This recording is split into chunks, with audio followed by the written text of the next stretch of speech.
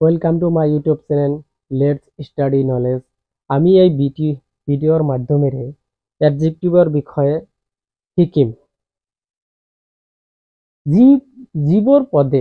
যি পদে নাউন বা প্ৰনাউনৰ দোষ, গুণ, অৱস্থা আদি বুজায় সেই পদক আমি এডজেক্টিভ বুলি ক'ব পাৰোঁ। For example, she is a good girl.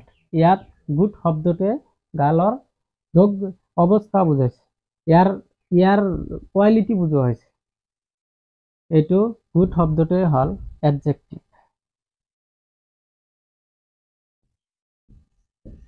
She is a very brave। তেওঁ বহুতো সাহসী। ইয়াত ব্ৰেভ শব্দটোৱে এডজেক্টিভ বুজাইছে। এডজেক্টিভক আমি বিভিন্ন প্ৰকাৰে ভাগ কৰিব পাৰোঁ, যেনে এডজেক্টিভ অফ কোৱালিটি। যিবোৰ শব্দই নাউন বা প্ৰনাউনৰ দোষ, গুণ বুজায় সেইবোৰ শব্দক আমি এডজেক্টিভ অফ কোৱালিটি বুলি ক'ব পাৰোঁ। দ্বিতীয় নম্বৰ হ'ল এডজেক্টিভ অফ কোৱান্টিটি। যিবোৰ শব্দই নাউন বা প্ৰনাউনৰ পৰিমাণ বুজায় সেইবোৰ শব্দক আমি এডজেক্টিভ অফ কোৱান্টিটি বুলি ক'ব পাৰোঁ। যেনে I have enough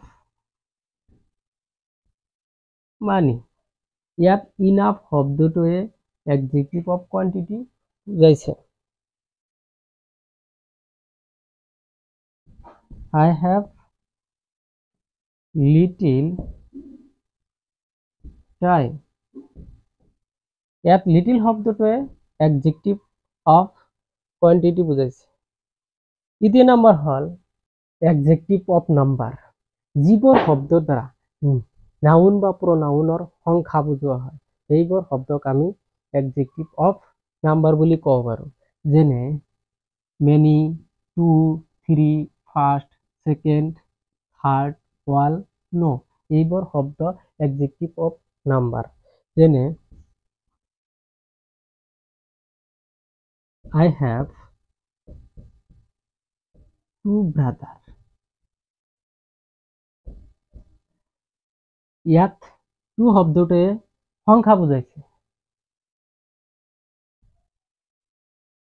I have many pens। ইয়াত মেনি শব্দটোৱে সংখ্যা বুজাইছে। চতুৰ্থ নম্বৰ হ'ল ডেমনষ্ট্ৰেটিভ এডজেক্টিভ। যিবোৰ শব্দৰ দ্বাৰা নাউন বা প্ৰনাউনক নিৰ্দেশ কৰি দেখুওৱা হয় সেইবোৰ শব্দক আমি ডেমনষ্ট্ৰেটিভ এডজেক্টিভ বুলি কোৱা হয়।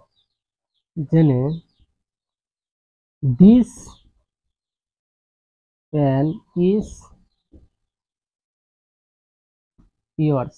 ইয়াত দিছ শব্দটোৱে এডজেক্টিভ অফ ডেমনষ্ট্ৰেটিভ বুলি কোৱা হয়।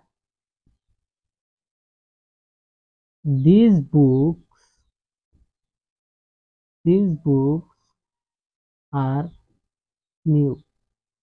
ইয়াত দিছ শব্দটোৱে এডজেক্টিভ ডেমনষ্ট্ৰেটিভ বুলি কোৱা হয়।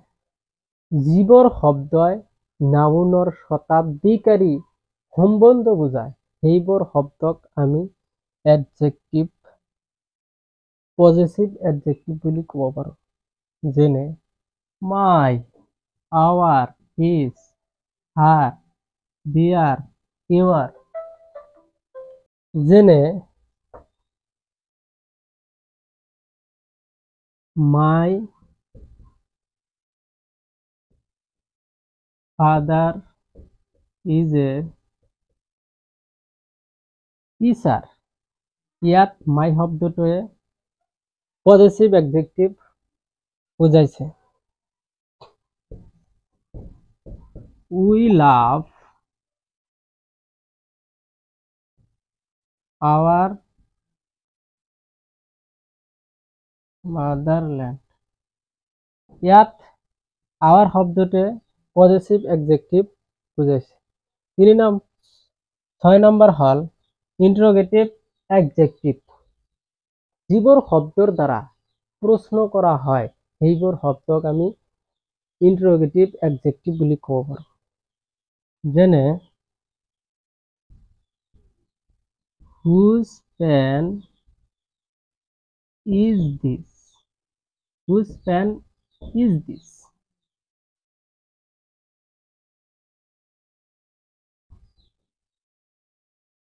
Whose house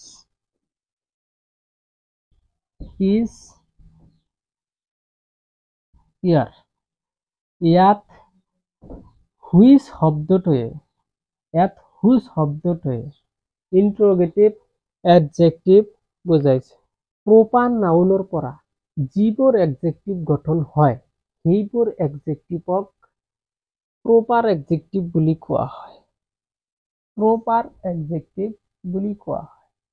যেনে আসাম, আসামৰ পৰা প্ৰপাৰ এডজেক্টিভ হল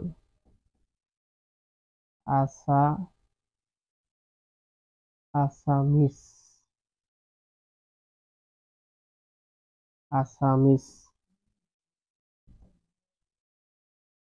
ইণ্ডিয়াৰ পৰা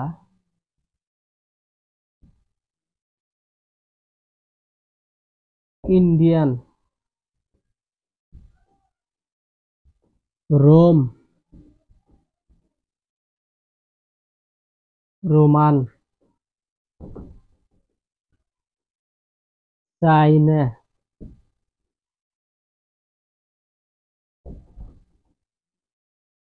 চাইনিজ। এইবোৰ এডজেক্টিভক আমি প্ৰপাৰ এডজেক্টিভ বুলি ক'ব।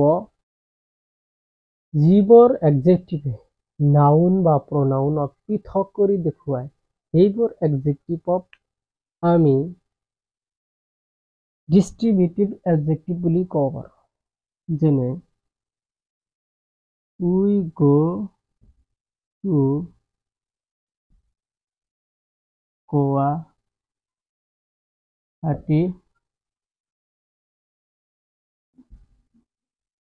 every year। ইয়াত every শব্দটোৱে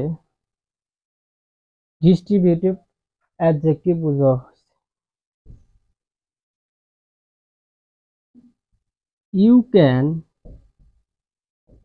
You can take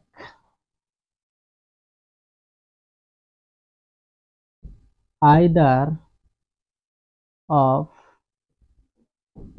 the two pens। ইয়াত either শব্দটোৱে ডিস্ট্ৰিবিউটিভ এডজেক্টিভ বুজাইছে।